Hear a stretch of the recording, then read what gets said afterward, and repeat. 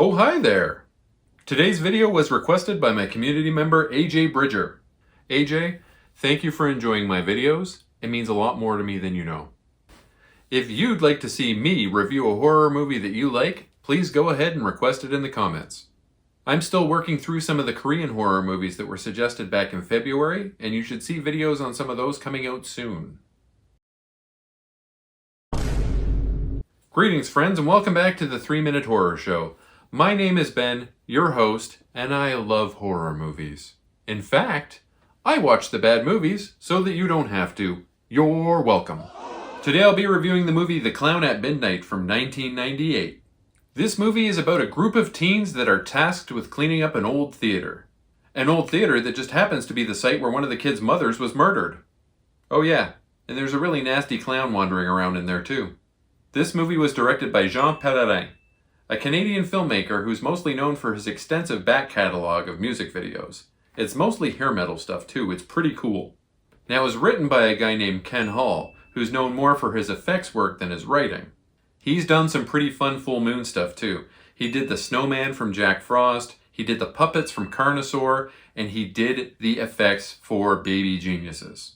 That's right, the masterpiece Baby Geniuses.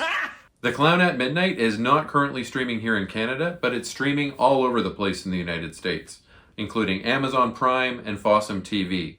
If you can't see it where you are, get a VPN, do the thing. Yes. An opera singer lady finishes getting it on with some guy, and shortly after he leaves, someone starts knocking on her door. They knock calmly at first, but then they just start pounding that door.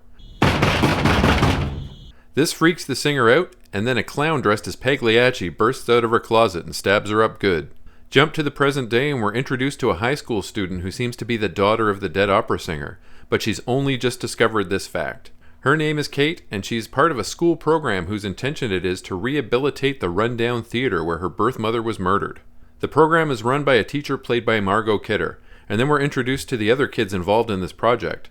One is a jock, one is a nerd, one is a very rich bad boy, one is a prom queen type, one is Ashley from the Fresh Prince of Bel-Air, and one is a theater kid. Margot Kidder is almost killed by a falling light, and theater owner Christopher Plummer rushes out to apologize. If there was any question about whether or not this movie is Canadian, you should have your answer now. As I mentioned before, this movie is CanCon, or Canadian content.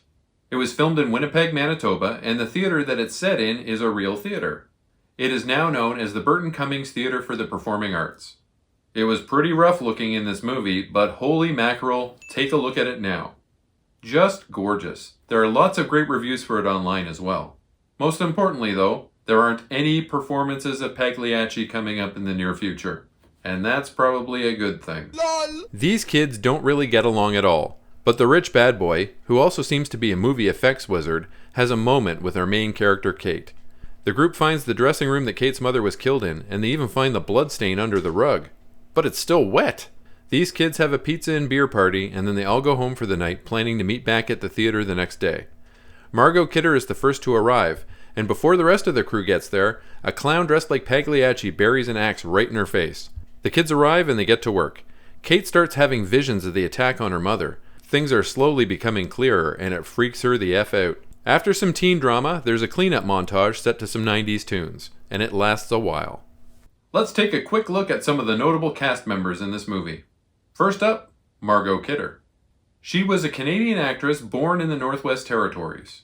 She's probably best known for her roles in the first Amityville horror movie, and as Lois Lane in the Christopher Reeve Superman films. Kidder had a very public battle with bipolar disorder, and we lost her way too soon in 2018. We also have Tatiana Ali. As I mentioned before, she played Ashley on the Fresh Prince of Bel-Air. James Duval is an actor and a musician. He played George, the bad boy in this movie. This was an early role for him, and it's strange to see him in this oddball movie wedged between productions like Independence Day, SLC Punk, and Go. He's been doing indie horror for the past several years, and he's got nearly 50 projects in various states of production for 2026. We'll be seeing a lot more of him on the channel in the future. Last but not least, Christopher Plummer was an iconic Canadian actor whose career spanned 7 decades. He's probably most well known for his role as Captain Von Trapp in The Sound of Music, because that's the part that launched him into stardom. Apparently, he had hated working on that movie, but that's a story for another day. Unfortunately, he passed away in 2021 at age 91. After even more teenage drama, and some sword fighting, two of the kids break off from the group to engage in some premarital activities. The two get into a fight afterwards, and the football player storms off. The clown takes this opportunity to kill the prom queen. The rich kid freaks everyone out and almost gets beaten to death by the football jock when he surprises them dressed as Pagliacci. Now things get crazy as the teens realize that they're trapped with a killer. The clown works his way through them one at a time as he gets closer to his main prize, Kate. You'll probably guess who the killer is before this is over, and along the way, we'll also uncover the mystery of who killed Kate's mother. This movie was interesting. Christopher Plummer was fantastic. That shouldn't be a surprise though, he was a Canadian national treasure. But juxtapose that with the performances by the two main characters, Kate and George. They were terrible. Wow, it was polar opposites. Bruh. Also, some of the kills were brutal and looked great. Others were just plain boring. Honestly, I think the best way to describe this is a Canadian teen drama TV movie with a little bit of gore and a scary clown shoehorned in. If you want to see Ashley from The Fresh Prince of Bel-Air get into a sword fight, then this is the movie for you. I rate The Clown at Midnight a 4 out of 10. What? As always, a link to my letterboxd appears in the video's description. Please leave me a like, comment, and subscribe as it really does boost my engagement, helps my channel grow. Smell you later, nerds! What would be your reaction to opening your door and finding that same clown on your front step at midnight?